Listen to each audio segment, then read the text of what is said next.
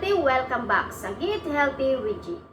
Alam niyo ba na hindi lahat ng sunscreen ay created equal? Oo, pinoprotektahan tayo ng sunscreen mula sa harmful UV rays ng araw pero may hidden side effect din yan. Lalo na kung chemical based ang ginagamit mo.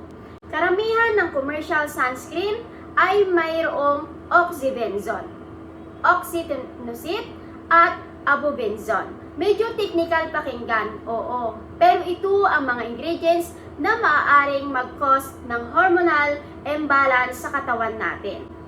Oxybenzone, for example, naa-absorb ng balat at napupunta sa bloodstream. Studies show na pwedeng makaapekto ito sa hormones levels natin.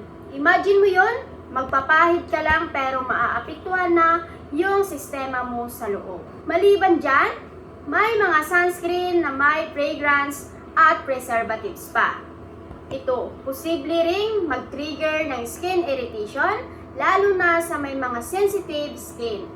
At hindi lang yan, may chemicals na sunscreen na harmful din sa marine life. So habang feeling protected ka, hindi mo alam nakaka-contribute ka sa coral bleaching. Remember lang, hindi porket sikat sa market, safe na agad. Lagi ko itong sinasabi mga ka-healthy. Always check the level. Be a smart level reader. And piliin palagi hindi lang yung best para sa'yo, pero pati na rin sa kalikasan natin.